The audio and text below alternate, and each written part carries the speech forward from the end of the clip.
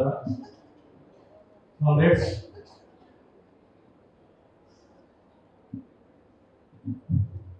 మొదటి రోజు సాహిత్య పాఠశాల కార్యక్రమంలో 3వ సెషన్గా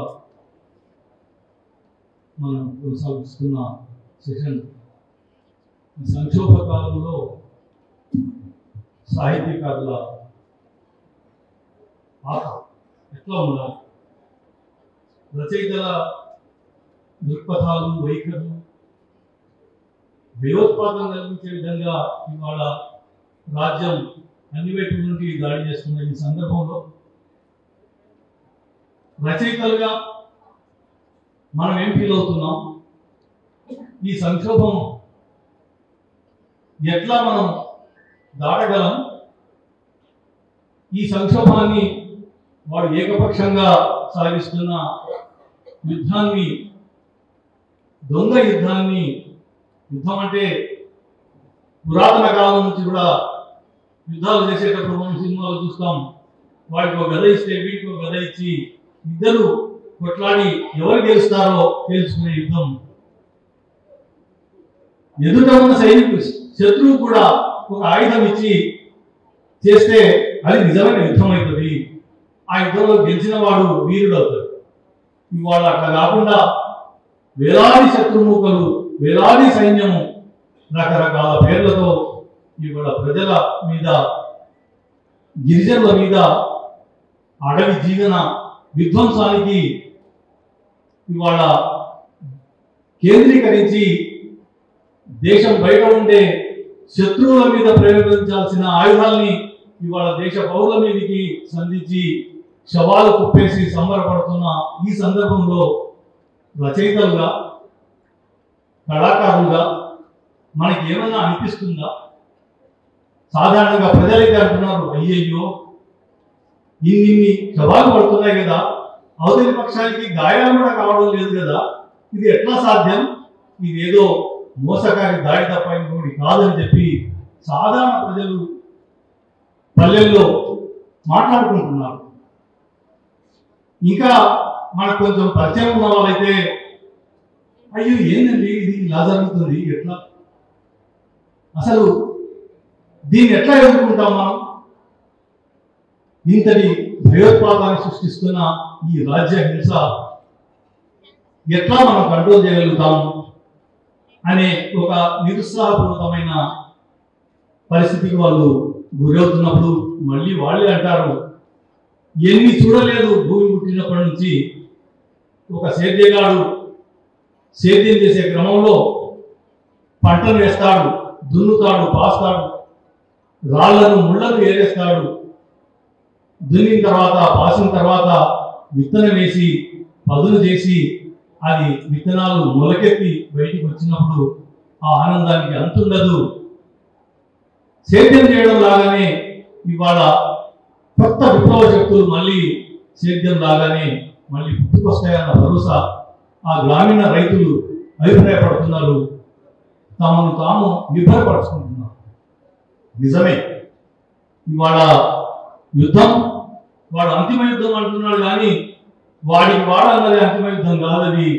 మనం అంటున్నది, వాళ్ళ ప్రజలు అంటున్నది, మేము ఇంకా యుద్ధానికి సిద్ధమే కాలేదు కదా, నువ్వు యుద్ధం అంటున్నావు, నువ్వు గెలిచిన అంటున్నావు, ఇది దొంగదాడులు తప్ప మరొకటి కావని చెప్పి ఇవాళ ప్రపంచం అంతా కూడా ముక్తకంఠంగా చెబుతుంది. ఇలాంటి సందర్భంలో ఈ దాడిని, ఈ శత్రు దాడిని, ఊహించినట్టుగా జరుగుతున్న ఈ దాడిని ఎట్లా ఎదుర్కొంటాం మనం? దీన్ని ఆయుధాలతో ఎదుర్కొంటామా? వాడు రకరకాల రూపాల్లో మన మీద చేస్తున్న ఈ దాడి, ఈ యుద్ధం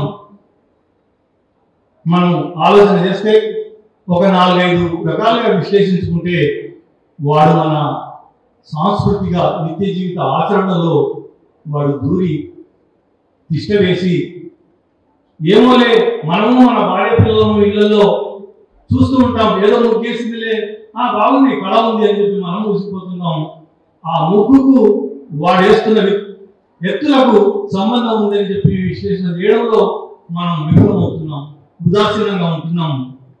ఏ రకమైన వాడు దాడి సాంస్కృతికంగా మన మీద చేసి ఇదిగో ఈ దేశంలో వీళ్ళే ఉండాలి, ఈ తిండే తినాలి, ఇది తినరాదు అంటే అని వాళ్ళకి ఇష్టం లేని తిండి తిన్నారు, ఎవరు తిండి వాళ్ళు తింటారు అనే చర్చ దగ్గర నుంచి చెప్ప ఎట్లా తింటారా బాగా గలీజు, అవునా వాళ్ళు అది తింటారా అంటే మన ఇంట్లోనే మన చుట్టే మన స్నేహంలోనే శత్రువుకు ఉపయోగపడే భావజాలం మనలో తిష్టవేసి ఉండడం అది దేనికి సంకేతం అంటే శత్రు విజయానికి సంకేతం. మన జీవితాచరణలో వాడు పెట్టిన మందుపాత్రం లాంటివి ఆ సాంస్కృతిక ఆచరణలు మనం తెలిసి తెలియక ఉదాసీనంగా కొనసాగిస్తున్న కుటుంబం నుండి మనం కార్యాలయం దాకా అడుగు తీసి అడిగేస్తే ఇలాంటి సాంస్కృతిక విధ్వంసానికి సంబంధించిన మూలాలు వారికి భద్రంగా మిగిలి ఉన్నాయి. వాటి మీద వాడు దాడి చేయడానికి ఇప్పుడు ఉపయోగించుకుంటున్నాడు. ఇది మనకు వింతగా అనిపిస్తుంది చూసే వాళ్లకు. నిజంగా ఇది చాలా పిచ్చితనం చర్య అని చెప్పి మనమంతా కూడా చెబుతూ ఉన్నాం. అయినా సరే విప్లవోద్యమం అంటే ఆయుధాలు పట్టుకుని కొట్లాడేదని కాదు. ఇవాళ కింది నుండి అశేష ప్రజానీకపు జీవితాల్లోంచి ఒక నిరసన ఎందుకు రావడం లేదు అని అరుణ్ సారు చెబుతూ చాలా మంచి విశ్లేషణ చేశారు. అరుణ్ సారు ఇదే రకమైన విశ్లేషణ.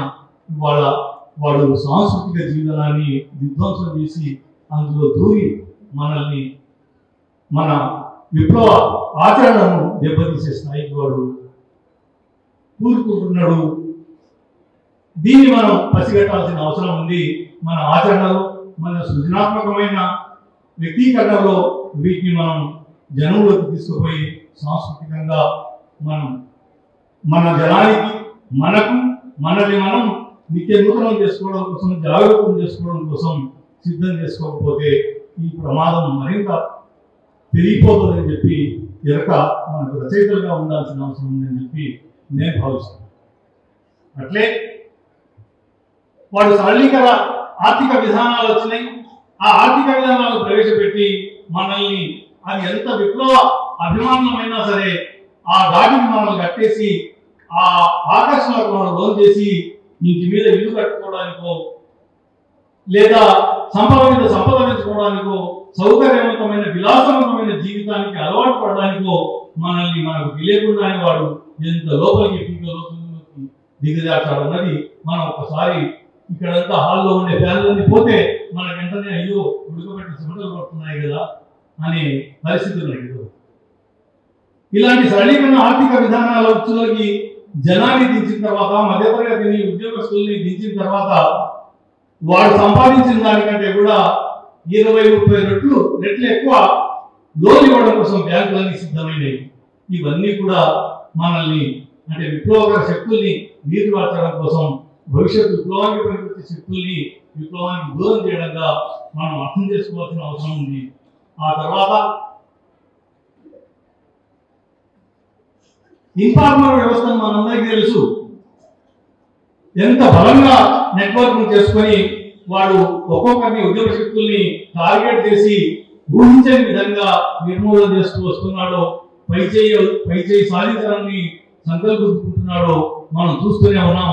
ఉద్యమంలో ఉండే శక్తుల్ని వాడు భయపెట్టి బాపెట్టి తీవ్ర హెచ్చరికలు చేసి వాళ్ళకు చావు తప్ప ఇంకొకటి లేదని చెప్పి భయం కల్పించి చంపి కుటుంబ సభ్యులు హింసపెట్టి వాళ్ళను తన వాళ్ళుగా చేసుకొని డిఆర్జీలుగా చేసుకొని ఇవాళ ఆ వ్యవస్థ ఇవాళ అడవి ఉద్యమాన్ని అంతం చేయడం కోసం మన దగ్గర శిక్షణ పొంది ఉద్యమంలో శిక్షణ పొందిపోయిన వాళ్ళను వాడు మన వీధికి ఉద్యోగం వీధికి ఎక్కుపెట్టి వాడు నాశనం చేశానని నేను విజయం సాధించాలని సంబరపడుతున్నాను.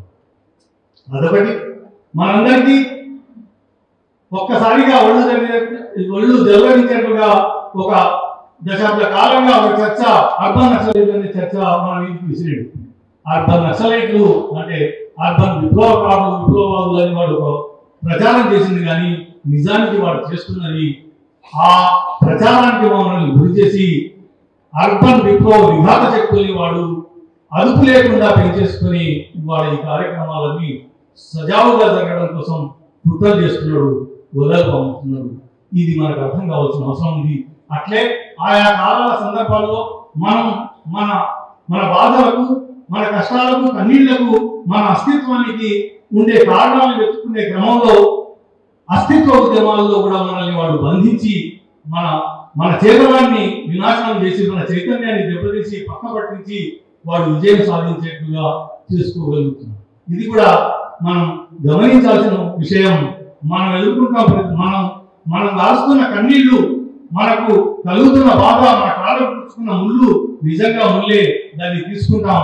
ఆ ముళ్ళు తీసుకోవడం దగ్గరనే ఆగకుండా ఆ రోడ్డుని శుభ్రం చేసుకోవడం కోసం, ఆ దారిని సరైన దారిగా మార్చుకోవడం కోసం అట్లా పల్లెకు పరుస్తున్న వాడు ఎవడున్నాడో వాడిని పసిగట్టే దిశగా మన ఆలోచనలు సాగిస్తే ఇవాళ మనది విజయం అవుతుందని, విప్లవ శక్తులకు విజయం అవుతుందని, ఇటువంటి విప్లవ విఘాత ప్రభుత్వాలు ఏవైతే ఉన్నాయో, దుర్మార్గ ప్రభుత్వాలు ఏవైతే ఉన్నాయో వాటికి జవాబు చెప్పిన వాళ్ళంగా అవుతాం.